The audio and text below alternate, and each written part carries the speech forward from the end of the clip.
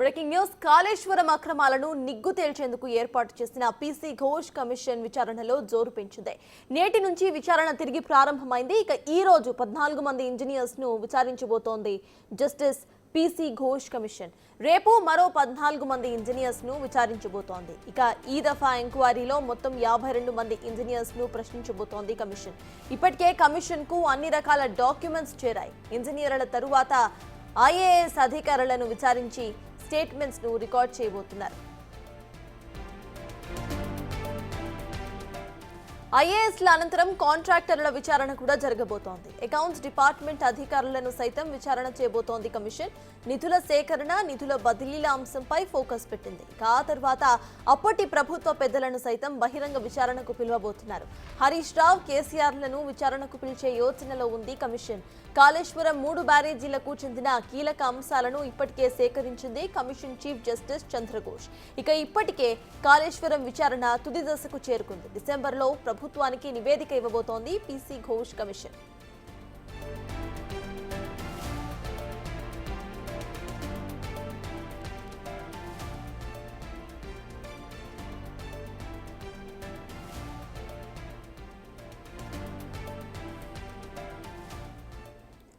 PC Ghosh commission ఇక్కడ విచారణలో వేగం పెంచింది. మళ్ళీ ఈ రోజు నుండి ఇక్కడ కమిషన్ విచారణ అయితే ప్రారంభమైంది. ఇదే అంశంపై పూర్తి డీటెయిల్స్ మా ప్రతినిధి హేమ అందిస్తారు. హేమ, చెప్పండి, ఇవాళ 14 మంది ఇంజనీర్స్ తో విచారించబోతున్నట్టుగా తెలుస్తోంది కమిషన్. ప్రెసెంట్ అప్డేట్స్ ఏంటి? అయితే ఇంజనీర్స్ దగ్గర నుండి ఎటువంటి సమాచారం సేకరించే అవకాశం ఉందనుకోవచ్చు?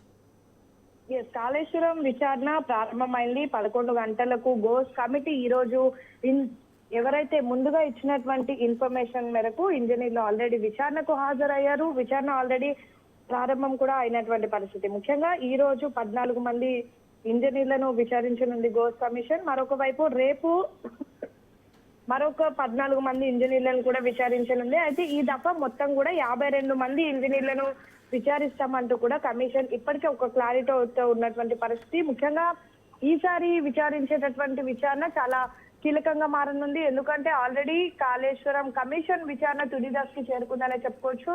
ఎట్ ఎనీ కాస్ట్ డిసెంబర్ వరకు పూర్తి కంప్లీట్ నివేదిక ఇవ్వాలి అంటూ కూడా ఇప్పటికే కమిటీ ఉన్నట్టుగా కూడా తెలుస్తుంది. ఈ నేపథ్యంలోనే విచారణ వేగవంతం పెంచిందనే చెప్పుకోవచ్చు. ఇప్పటికే కీలకమైనటువంటి డాక్యుమెంట్స్ అన్ని కూడా కమిషన్ కి చేరాయి. అటు కాగ్ రిపోర్ట్ తో పాటు ఎన్డీఎస్ఏ రిపోర్ట్ కూడా చేరుకుంది. మరొక వైపు స్టేట్ నుంచి వచ్చేటటువంటి విజిలెన్స్ రిపోర్ట్ కూడా చేరుకుంది. ఆల్రెడీ లాస్ట్ టైం విచారణలోనే ఎవరైతే పూర్తిగా అటు ప్రాజెక్ట్ కి సంబంధించి సంతకాలు పెట్టినటువంటి వాళ్ళు కానివ్వండి, లేదంటే ఇతర డాక్యుమెంట్స్, కీలకమైనటువంటి డాక్యుమెంట్స్ ని ఆల్రెడీ ఈఎంసీ వెంకటేశ్వర్లు కమిషన్ కి అందజేశారు. సో ఈ నేపథ్యంలోనే విచారణ ఈసారి కీలకంగా మారనుంది. మొత్తం 52 మంది ఇంజనీర్లను విచారించేటటువంటి పనిలో కూడా ప్రస్తుతం కమిషన్ ఉందని చెప్పుకోవచ్చు. మరొక వైపు ఇంజనీర్ల తర్వాత అటు ఐఏఎస్ అధికారులను కూడా విచారించనుంది కమిషన్.